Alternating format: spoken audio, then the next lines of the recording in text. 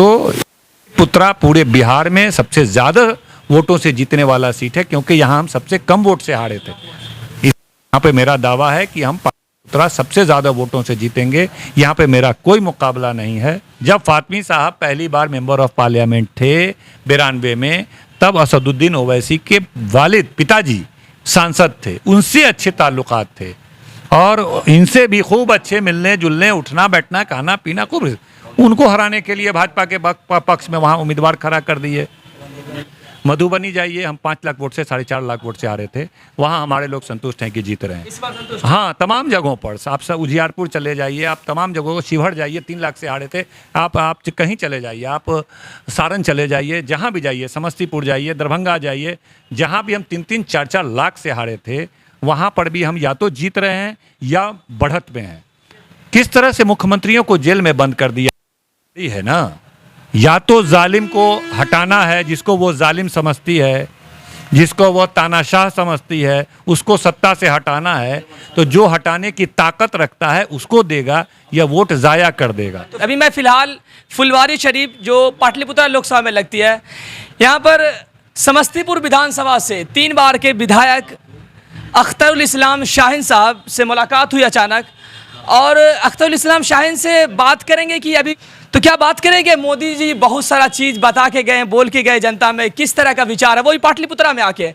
तो सबसे पहले आपका बहुत बहुत स्वागत है अख्तरुल इस्लाम शाहीन जी। धन्यवाद, बहुत बहुत धन्यवाद। सबसे पहले आपका मेरा सवाल ये है कि इस बार जो है मीसा भारती बार बार मतलब बहुत कम वोटिंग से हार जा रही है, क्या लगता है इसके पीछे क्या राज है? और इस बार एक और पार्टी आ गई है जो खास करके या इस तरह के लिए जो असदुद्दीन ओवैसी की पार्टी AIMM है, तो क्या लगता है इस बार दबदबा किसका रहेगा और इस बार चेंज हो सकता है, बदलाव हो सकता है? नहीं, देखिए, इस बार भी बिहार में जो आप देख रहे हैं कि जिन सीटों पर हम 2.5 लाख, 3 लाख, 4 लाख वोट से भी हारे थे, उन सीटों पर भी हम जीत का दावा कर रहे हैं और हमारी जीतने की स्थिति है।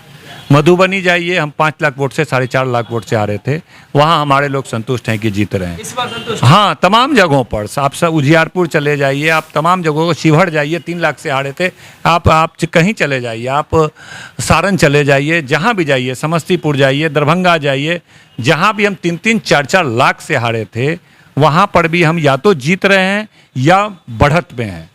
यहाँ तो सबसे अच्छा पोजीशन था मेरा उस दौर में, जब सारे लोग मतलब मोदी के पक्ष में मतदान कर रहे थे, तब भी इस पाटलिपुत्रा में लोगों ने कड़ी चुनौती दी थी और हम मुश्किल से 30, 35, 40 हज़ार से हारे थे।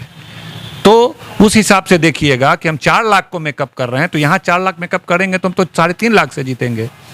तो पुत्रा पूरे बिहार में सबसे ज़्यादा वोटों से जीतने वाला सीट है, क्योंकि यहाँ हम सबसे कम वोट से हारे थे।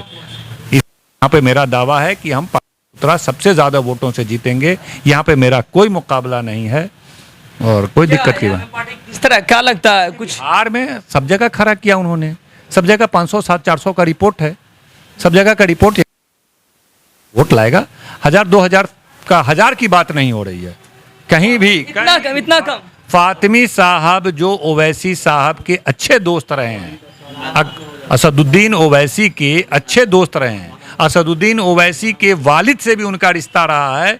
जब फातमी साहब पहली बार मेंबर ऑफ पार्लियामेंट थे 92 में, तब असदुद्दीन ओवैसी के वालिद पिताजी सांसद थे, उनसे अच्छे ताल्लुकात थे और इनसे भी खूब अच्छे मिलने जुलने, उठना बैठना, खाना पीना खूब।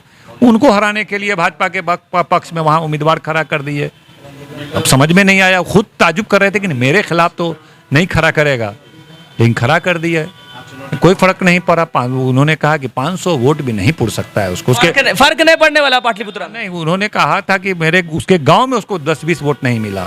तो वो देखिए, जनता में समझदारी है ना, या तो जालिम को हटाना है, जिसको वो जालिम समझती है, जिसको वो तानाशाह समझती है, उसको सत्ता से हटाना है, तो जो हटाने की ताकत रखता है उसको देगा या वोट ज़ाया कर देगा। तो फिर ये भी बात 4,000, 5,000, 10,000, 20,000 वोट ज़ाया कर देगा। इतने नासमझ इंसान अब नहीं रहा, लोग इतना बेवकूफ़ अब कोई नहीं रहा कि अपने वोट को ज़ाया कर दे। और जालिम जो जुल्म कर रहा है हिंदुस्तान पर, हिंदुस्तान कैसा जुल्म है थोड़ा बताइए?